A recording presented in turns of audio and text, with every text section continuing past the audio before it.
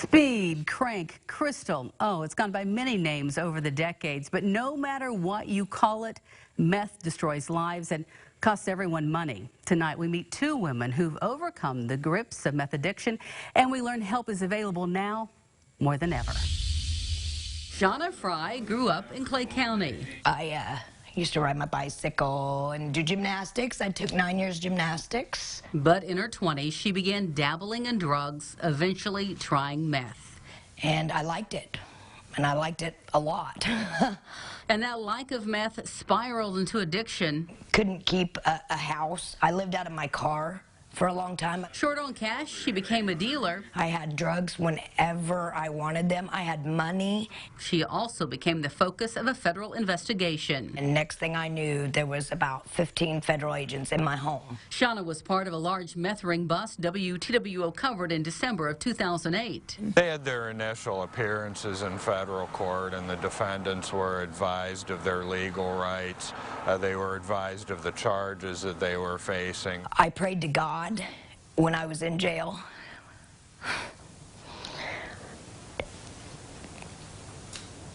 to take away my desire to use, and he did. Shauna Fry spent 4 years behind bars. While in federal prison, she participated in a drug treatment program. I was very relieved that I did it, and I still, to this day, use the tools that I learned in the program.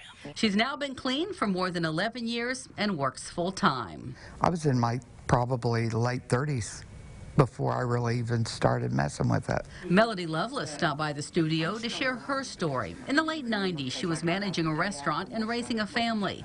A friend told her that meth would give her energy. And then after a while, it just seemed like you just wanted a little bit's just not enough. Once hooked, her life also took a nosedive. She ended up living in a tent. Well, I lost everything.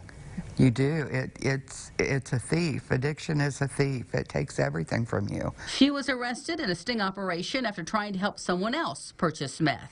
There's only two roads to go down. You're either going to go to prison or you're going to be dead. And thank God, God chose me to go to prison. That's what saved me. That's what saved me. Melody spent about a year behind bars. She's now been clean for 21 years. She credits support groups, her faith, and her family for her success. Most prisons have programs to help drug offenders learn to stay clean, and that's really important for the rest of us. According to the state of Indiana, at last count, 24% of the state's 27,000 inmates were behind bars for drug-related offenses. It costs more than $350,000 a day. $350,000 a day to house just them. Experts say that meth is so addictive because it causes your body to release huge amounts of dopamine. That's the feel-good chemical that occurs naturally when you're falling in love or win that big football game. Of all drugs, including nicotine, cocaine, that the highest release of dopamine comes from methamphetamine by 100 times.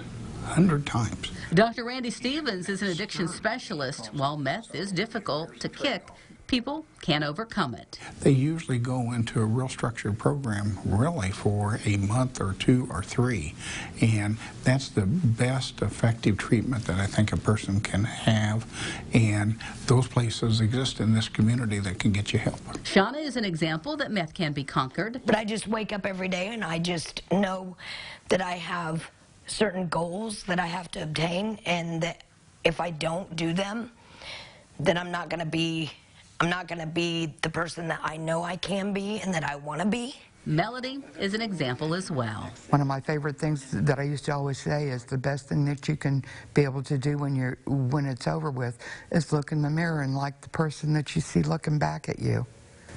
And are you there? And I am. Two women who overcame meth and now encourage others to be overcomers as well. And on our website, we listed drug treatment facilities that Dr. Stevens suggests. You can also learn how to know if you're addicted to anything from alcohol to prescription drugs. For that information, again, go to our website, mywabashvalley.com.